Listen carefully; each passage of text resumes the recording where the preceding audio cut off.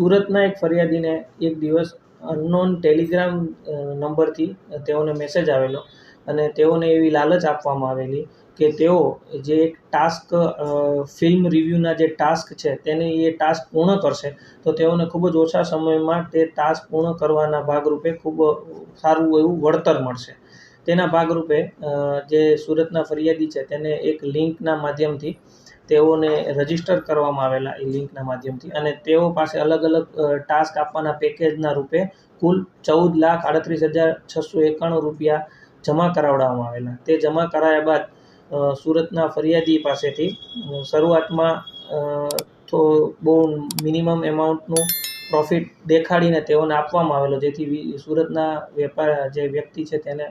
વિશ્વાસ આવેલો, પરંતુ ત્યારબાદ કુલ 14,38,691 રૂપિયા તેઓને પરત આપવામાં ન આવેલા. જે અનુસંધાને Surat city cyber crime police સ્ટેશનમાં ગુનો દાખલ કરવામાં આવેલો, જેમાં આઈપીસીની કલમ 420, 120B તથા આઈટી એક્ટની કલમ 66D અનુસંધાને ગુનો દાખલ કરીને આગળની તપાસ હાથ ધરવામાં આવેલી. જેમાં સુરત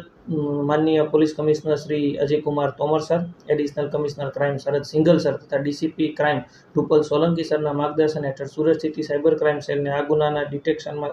સફળતા મળી અને આ જે ટાસ્ક ફ્રોડના ભાગરૂપે જે બેંક એકાઉન્ટ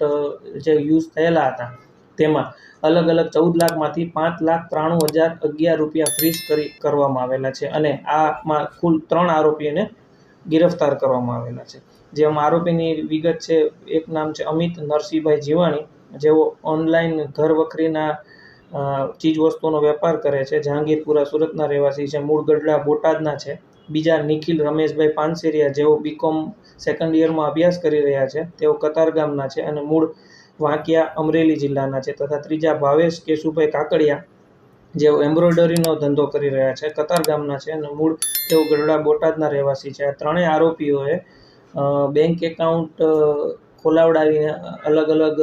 માધ્યમથી જે પૈસા છે તેઓના ખાતામાં જમા થયેલા હતા, જેનું અનુસંધાને તેઓને ગિરફ્ત કરવામાં આવ્યા છે. સમગ્ર જનતાને સુરત સિટી સાયબર ક્રાઇમ સેલની નમ્ર અપીલ છે કે કોઈ પણ અનનોન વ્યક્તિ ટેલિગ્રામના માધ્યમથી કે વોટ્સએપના માધ્યમથી કોઈ સંપર્ક કરે અને રેટિંગ અથવા ટાસ્કના ભાગરૂપે અલગ અલગ પેકેજના ભાગરૂપે પૈસા જમા કરાવડાવીને કોઈ માંગણી કરે તો ખાસ તેઓના વિશ્વાસમાં ન આવીને તેઓની ઓથેન્ટિસિટી તપાસીને જો તે સાચા લાગે તો જ કોઈ પણ અનનોન વ્યક્તિ સાથે નાણાકીય વ્યવહાર કરવો.